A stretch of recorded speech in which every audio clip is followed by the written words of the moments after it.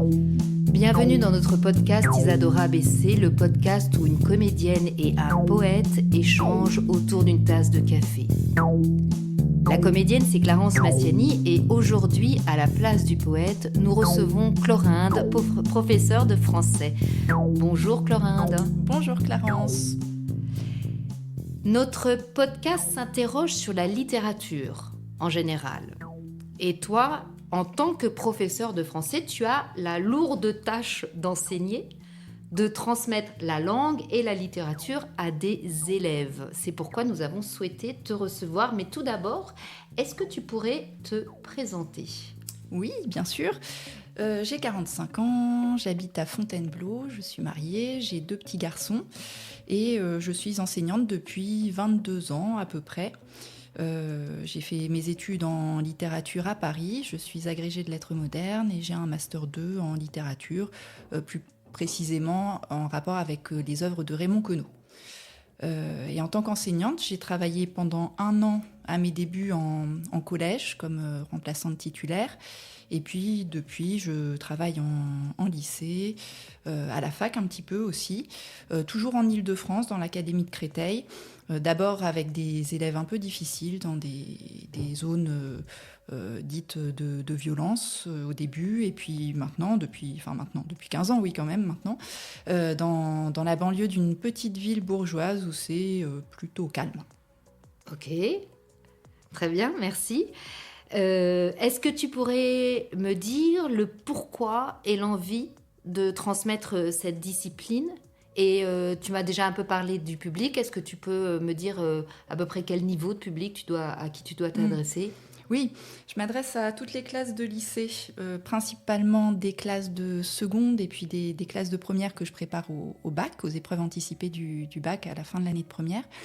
Je me suis aussi beaucoup intéressée à ceux qui avaient fait choix de travailler plus précisément la littérature. Donc pendant quelques années, j'avais par chance des élèves de spécialité littérature et société, ou alors des élèves de terminale bac L, à l'époque où ça existait encore. Mais donc ça c'est terminé, donc surtout des secondes et des premières, et puis des BTS aussi, c'est-à-dire des étudiants qui viennent aujourd'hui principalement de filières technologiques et puis de filières professionnelles de plus en plus. Et donc j'enseigne à ces élèves-là, élèves ou étudiants, la langue, un petit peu. D'accord. Parce que la langue est revenue, la grammaire est revenue dans le programme du bac, par exemple, puisqu'on s'est rendu compte qu'il y avait quand même des grosses failles qui pouvaient gêner l'expression. Ouais. Et puis la littérature, beaucoup, et la culture générale, quand je parle aux étudiants de BTS, en orientant ça vers l'histoire ou vers les arts en général, c'est-à-dire la peinture, le cinéma, la littérature, qui fournissent le plus d'exemples dans mes cours. Donc l'avantage de la littérature, de la culture générale plutôt, c'est qu'on touche à l'actualité, on lit des articles de presse assez récents sur des thématiques actuelles, et puis des ouvrages de sociologie aussi un peu. Donc ça élargit cette simple conception de la littérature. Et tu pourrais dire que c'est pour cela que toi, ça t'intéresse plus particulièrement, cette discipline ? La culture générale ? Oui, la littérature, parce que ça touche un peu tout. En tant qu'enseignante, oui, ce qui me plaît dans la culture générale, c'est justement cette variété qui fait que moi, j'apprends énormément, tout le temps. D'accord. Je suis obligée de me tenir au courant de ce qui se passe. Je suis obligée de lire des choses que je n'aurais pas forcément lues de moi-même. Donc c'est très enrichissant, même pour le professeur, la culture générale. Et tu as toujours su que tu voulais enseigner cette discipline ? La littérature, oui. La culture générale, pas du tout. D'accord. La culture générale, c'est un peu l'évolution de la littérature dans un monde où elle a moins de place. D'accord. C'est plus facile d'enseigner la culture générale, je trouve, que la littérature, parce qu'il y a quelque chose d'un peu, déjà de très diversifié, de plus actuel, comme je l'ai déjà dit, mais aussi de plus superficiel. C'est un vernis culturel qu'on enseigne. Et on a plus de facilité à intéresser des élèves. C'est pas simplement parce que ça s'adresse à des étudiants et qu'ils sont plus grands, plus mûrs. C'est aussi plus facile de les intéresser par le biais de la culture générale que par le seul biais de la littérature. D'accord. Ok. Qu'est-ce que tu rencontres, toi, à travers cette transmission ? C'est-à-dire, j'imagine qu'il y a des joies, mais je pense aussi qu'il doit y avoir des difficultés. Est-ce que tu as des exemples comme ça? Alors, tu peux tout à fait me dire par rapport à la littérature et aussi à et aussi à la culture générale, ça, comme tu veux. Mais qu'est-ce que... Alors moi, je suis devenue prof. Enfin, mes parents étaient professeurs. Oui, Mon père était professeur de maths à la fac. d'accord. Alors, il ne travaillait pas énormément, je pense. C'était un choix qu'il avait fait, mais il s'intéressait pas mal à ses étudiants, à la pédagogie. Ma mère était professeure en classe prépa, en lettres classiques. Donc français, latin, grec. Et elle travaillait énormément et elle avait une grande culture livresque. Elle était normalienne. Voilà. Donc moi, j'ai baigné dans cet environnement-là. Et au début, je ne pensais pas être prof, à vrai dire. Au début, je m'étais destinée plutôt à l'édition. D'accord.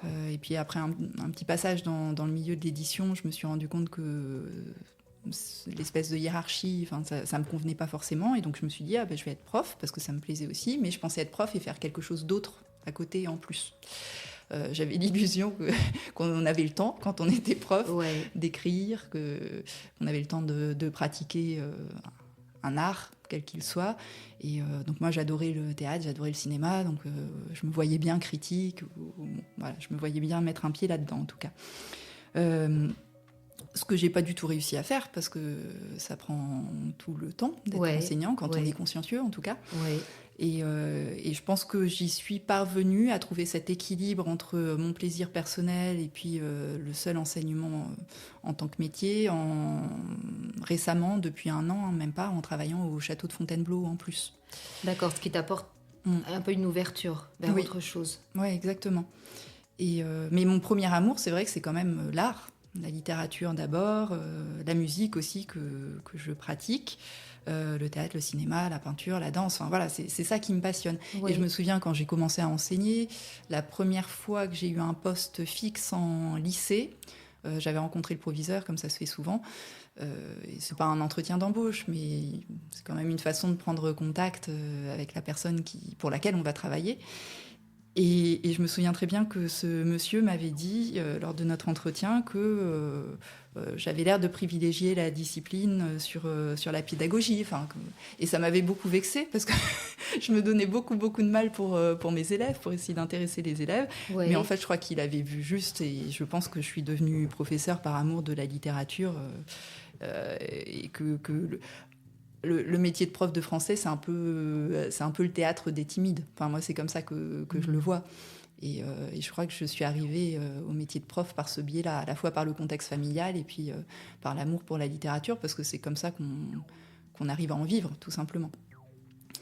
Et ça s'est révélé beaucoup plus difficile que je ne le pensais au départ. Vraiment beaucoup plus difficile. Donc je pense que j'ai plus de déception en tant qu'enseignante que de joie. Alors ça se fait pas trop de dire ça, parce que la plupart des profs sont là à dire « Oh, c'est merveilleux !» Et puis souvent, on entend les profs qui sont très très forts. Alors moi, je suis pas un prof très très fort. Moi, j'essaye juste de faire bien mon travail et j'y tiens.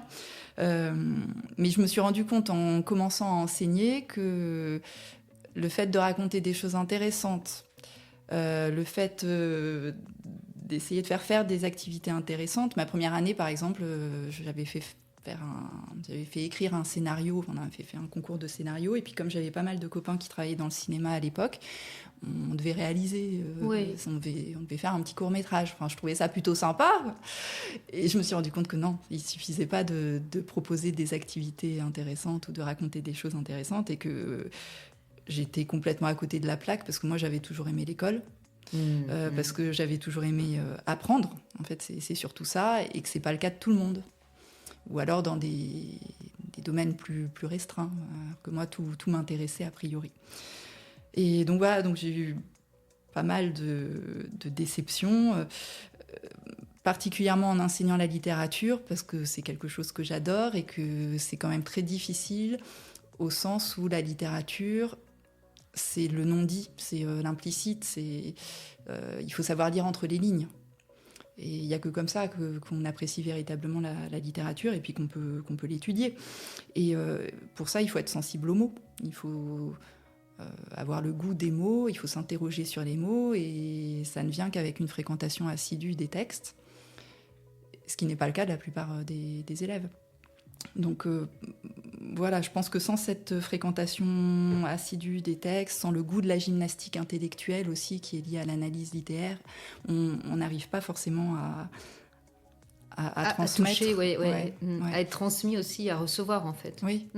Alors ça n'empêche que j'ai eu parfois quelques grandes joies, hein, mais Oui. ce sont des grandes joies ponctuelles dont j'aime me souvenir, évidemment, mais je ne peux pas dire que ça soit le quotidien. Alors, par exemple, une fois, je me souviens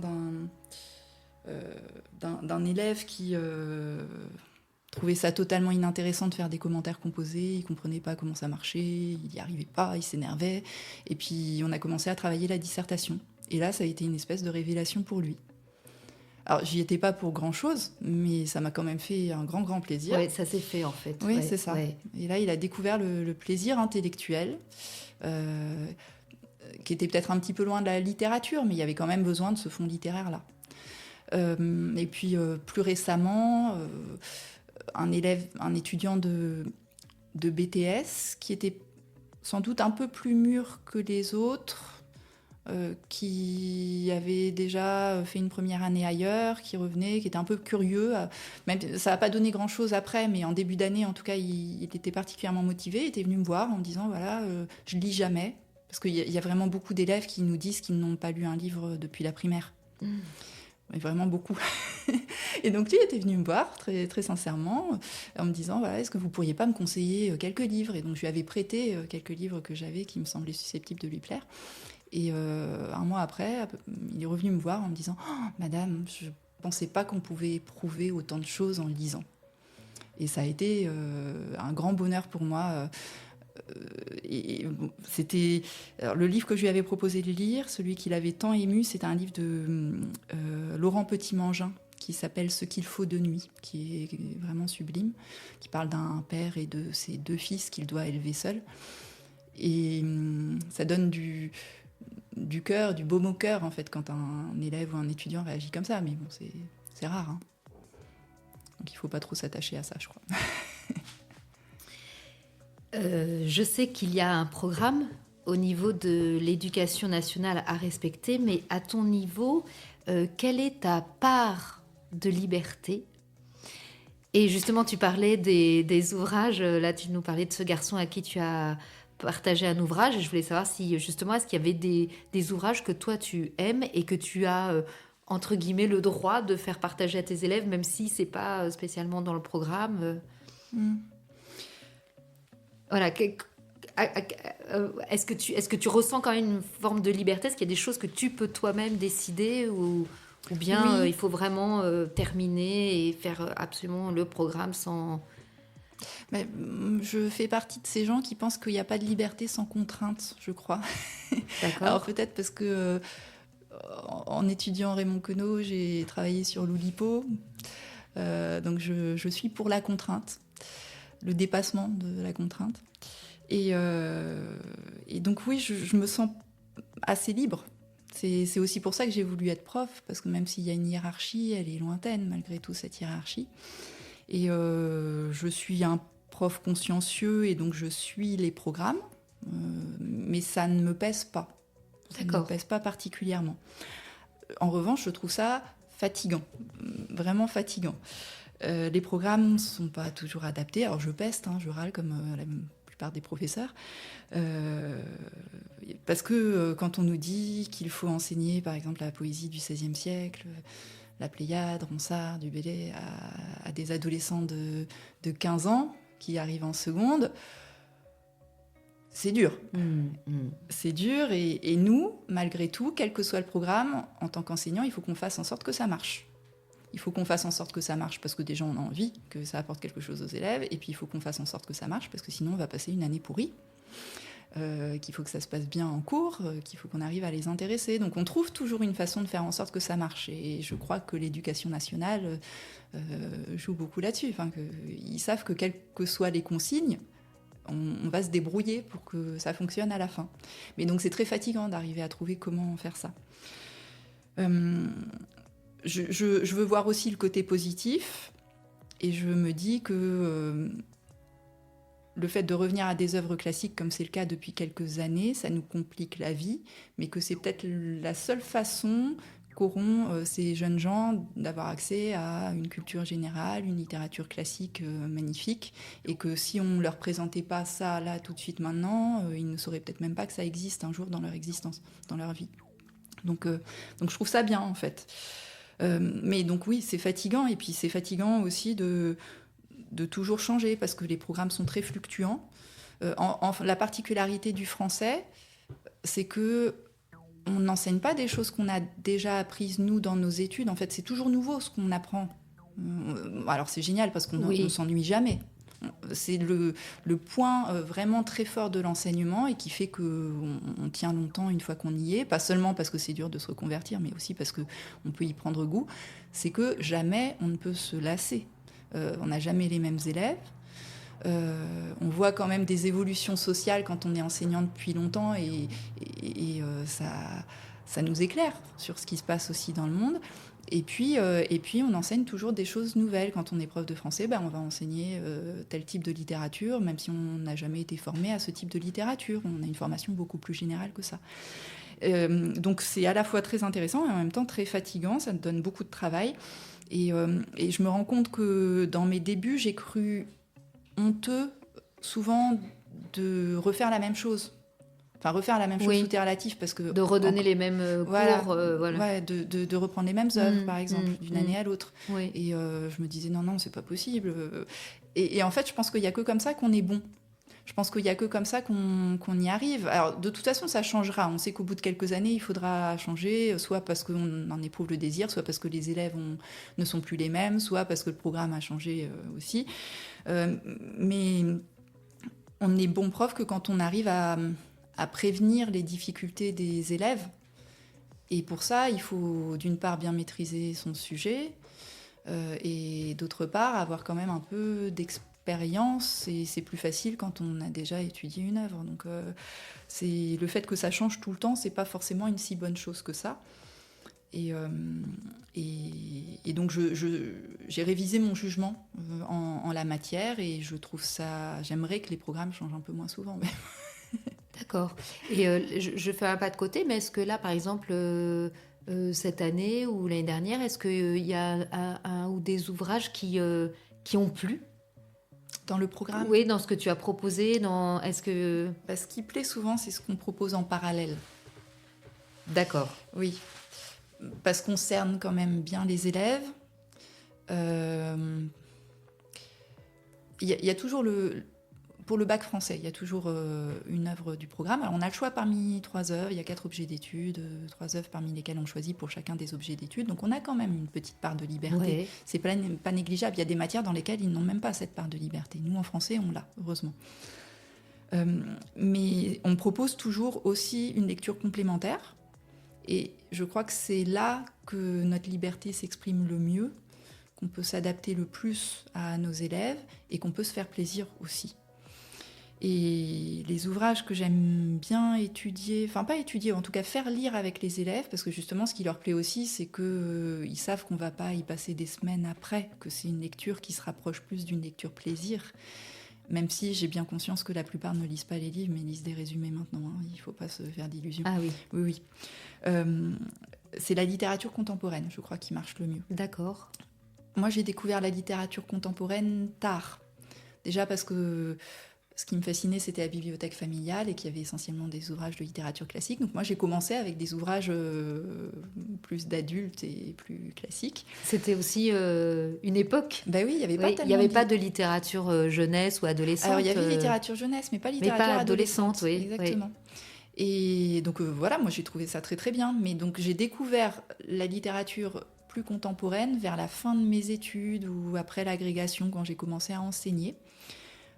C'était une époque aussi où j'avais pas du tout la télé, donc ça aide beaucoup à se plonger dans la lecture. Et donc pendant des années, j'ai énormément lu, que ce soit des bandes dessinées ou alors des romans contemporains, parce que j'avais pas trop l'habitude de ce type de littérature. Et il y a un livre qui m'avait bien marqué qui s'appelait Mon ange de Guillermo Rosales, un livre très dur mais très très beau. Et j'ai goûté à cette littérature de cette manière-là. Et en tant que que prof, je trouve ça plus facile d'accès pour les élèves, cette littérature. La langue, souvent, est aussi un peu plus simple. Plus simple, oui. Voilà. Ça suppose moins de prérequis pour la comprendre. Pas besoin de se replonger dans une époque qui, pour beaucoup d'élèves, est totalement inconnue. Donc oui, c'est sans doute plus accessible pour les élèves. Et puis, ils ont l'impression... moi, des fois, je m'appuie sur des interviews d'auteurs. Ils ont l'impression que l'auteur leur parle aussi un petit peu. C'est pas une littérature morte dans leur esprit. Et donc j'aime bien leur proposer des livres de Natacha Apana, de Olivier Bourdeau, de Marie Vintras, plein d'auteurs comme ça. Et de plus en plus, je participe avec mes élèves à des concours littéraires. Donc parmi une sélection d'ouvrages contemporains, ils essayent d'en lire le plus possible. Et puis on rencontre les auteurs, c'est ça que j'aime bien avec ces concours-là. Certains permettent... Comme les concours des lycéens, des choses comme ça? Oui, c'est ce type-là, mais il y en a plein en fait. D'accord. Et donc on a rencontré dernièrement Ella Balert, ou Thomas Béreverdi, enfin voilà, plein d'auteurs qui engagent un dialogue avec les élèves. Alors, ils s'investissent plus ou moins. C'est très, très varié. Hein. Mais il y en a qui font vraiment des super trucs avec les élèves. Que ce soit des ateliers d'écriture ou de lecture. Et est-ce que dans des moments comme ça, tu découvres tes élèves? C'est-à-dire qu'il y en a qui, tout d'un coup, face à l'auteur, vont se révéler, ou tout d'un coup, tu vas te rendre compte que l'ouvrage de l'auteur leur a vraiment plu? Ah oui, c'est... De façon très simple, c'est souvent les élèves les moins scolaires qui sont le plus à l'aise dans ces situations-là. Et tant mieux, il en faut un petit peu pour chacun, mais c'est une autre façon de toucher des élèves récalcitrants et de les amener à la littérature. Alors j'ai pas d'illusion, hein, ils vont pas beaucoup plus lire après, mais ils ont eu un instant le goût de la chose littéraire. Qui peut peut-être revenir plus tard. Voilà, c'est ça, exactement. D'accord, merci. Justement, lors d'un précédent podcast que nous avons fait avec de jeunes lecteurs, nous avions parlé du fait qu'avec les réseaux sociaux, l'attention était de plus en plus fragmentée. Est-ce que toi, tu le constates par rapport à la lecture? Est-ce que c'est un problème? Est-ce que ça a modifié ta façon de travailler? Oui. Alors, peut-être pas que les réseaux sociaux, mais les outils numériques en général. J'ai eu la bonne surprise il y a quelques années, en faisant passer le bac, de découvrir que certains élèves avaient choisi des livres parce qu'ils en avaient entendu parler sur les réseaux sociaux. Alors c'est pas forcément de la grande littérature, mais c'est pas grave. Et ça peut être des livres de développement personnel. Oui, j'ai vu, il y avait des jeunes gens qui présentaient des livres qu'ils aimaient bien, etc. Ouais. Donc je me dis, il y a peut-être un Je crois que même sur d'espoir. TikTok, ou de la poésie assez simple, mais c'est une forme d'expression de soi et qui intéresse beaucoup les adolescents. Donc il y a certaines vertus quand même à la littérature qu'on transmet par l'intermédiaire des réseaux sociaux. Moi, j'ai plus de crainte quant aux outils numériques en général, parce que ça modifie complètement le rapport des élèves au réel. Tout doit aller très vite. C'est l'évolution générale de la société qui veut ça, et c'est pas compatible avec le temps de la lecture, c'est pas compatible avec le temps de l'écriture. Je peux dire aussi que on supporte de moins en moins d'être seul et on a de moins en moins l'occasion d'être seul aussi, par exemple avec les réseaux sociaux, tous les modes de communication qui sont ultra développés. Et la lecture, c'est quand même une activité solitaire. Ça prend du temps. Je trouve que la société n'est plus tellement adaptée et que les outils numériques renforcent cette évolution générale de la société qui freine la lecture et l'accès à la littérature. Alors de là à dire que la société est malade, si je dis ça, je vais être très très réac. Donc je veux pas le voir comme ça, je veux pas le penser comme ça.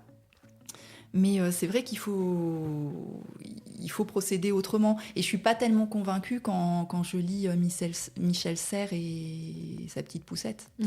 Je suis pas du tout convaincue par ce qu'il nous dit. Enfin, ça m'inquiète plutôt. Je pense qu'on a des super outils avec le numérique. qui pourrait être une aide, mais que l'espèce humaine est foncièrement paresseuse et que pour l'instant, on ne s'en sert pas bien de ces outils-là. On s'en sert pour éviter de réfléchir et pas pour réfléchir mieux.